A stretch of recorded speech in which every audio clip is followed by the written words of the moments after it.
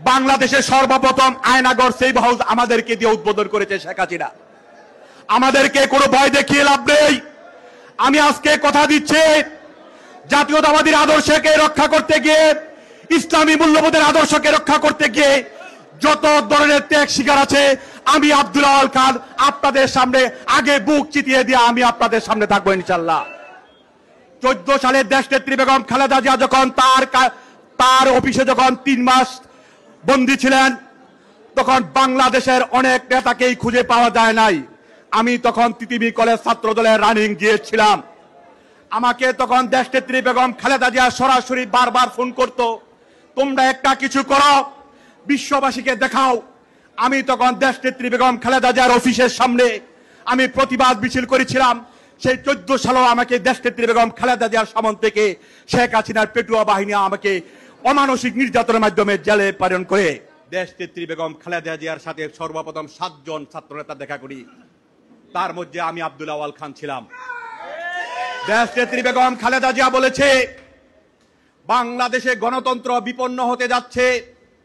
বাংলাদেশে যারা রাষ্ট্র ক্ষমতায় ক্ষমতায় ছিলেন, যারা বিভিন্ন সুবিধা ভোগ করেছেন, তাদেরকে দেশনেত্রী বেগম খালেদা জিয়া তখন আমাদেরকে বলেছে যে তাদেরকে আমি খুঁজে পাচ্ছি না। তোমরা যারা ছাত্র দলের নেতা আছো, ঢাকা বিশ্ববিদ্যালয়, তিতিবি কলেজ, জগন্নাথ বিশ্ববিদ্যালয়, তেজগাঁ কলেজ, ঢাকা কলেজ, তোমরা সোচ্চার হও। আওয়াল তোমরা ফখরুদ্দিন মঈনুদ্দিনের বিরুদ্ধে আন্দোলন গড়ে তোলো। দেশনেত্রী বেগম খালেদা জিয়ার সাথে প্রতিদিন আমার ফোনে কথা হতো। দেশনেত্রী বেগম খালেদা জিয়া বলেছে, যেদিন তাকে বাসা থেকে বের করে দেওয়া হয়, মাত্র মনে হয় 7-8 দিন না 10 দিন পরে কুরবানির ঈদ ছিল, আপনাদের স্মরণ আছে কিনা? খালেদা জিয়া বলেছিল, যারা সবাই পালিয়েছিল কেউ আমার অফিসের দ্বারে পারে আসবে না। মওদুদ আহমেদ সাহেব এবং মাহবুবউদ্দিন খোকন সানাউল্লাহকে বলেছিল, ঈদের আগে আব্দুল আওয়ালকে জামিন করাতে চাই। আমার জামিন শুনানিতে যখন অ্যাডভোকেট দাঁড়িয়েছিল, মরহুম সানাউল্লাহ মিয়াকে আমি স্মরণ করছি। সানাউল্লাহ মিয়া শুধু একটি কথাই বলছিল যে, ম্যাজিস্ট্রেট সাহেব, অন্য কোনো বক্তব্য দিতে চাই না। আর মাত্র কয়েকদিন পরে কুরবানির ঈদ। দেশনেত্রী বেগম খালেদা জিয়া আমাদেরকে নির্দেশ দিয়েছে, আওয়ালকে নিয়ে আমরা ঈদ করতে হবে, আর কোনো বক্তব্য দিতে চাই না। আজকের এই সম্বর্ধনা একটি ব্যতিক্রম সম্বর্ধনা। আমার কাছে মনে হয়েছে আমি মায়ের কোলে ফিরে এসেছি। আমার মায়ের কাছ থেকে আমি সম্বর্ধনা পেয়েছি, আমার বাবার কাছ থেকে আমি সম্বর্ধনা পেয়েছি, আমার ভাইয়ের কাছ থেকে আমি সম্বর্ধনা পেয়েছি।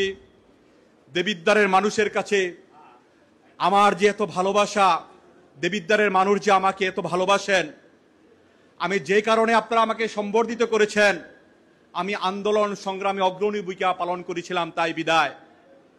আজকে এই সম্বর্ধনা দিয়ে আমাকে আন্দোলন সংগ্রামে আরো বেশি অনুপ্রাণিত করেছেন আপনারা।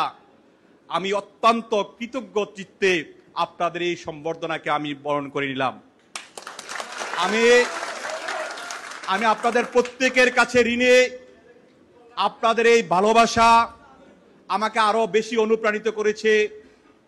দেশনেত্রী বেগম খালেদা জিয়াকে এবং আগামী দিনের রাষ্ট্রনায়ককে আমি আজকের এই সম্বর্ধনা উপহার দিলাম। আজকের এই সম্বর্ধনা অনুষ্ঠান থেকে আমাদের সাথে আন্দোলন সংগ্রাম করতে যে আমি আমার অনেক বন্ধুকে হারিয়েছি, আমি আমার অনেক নেতাকে হারিয়েছি, অনেক ভাইকে হারিয়েছি, অনেক বোনকে হারিয়েছি।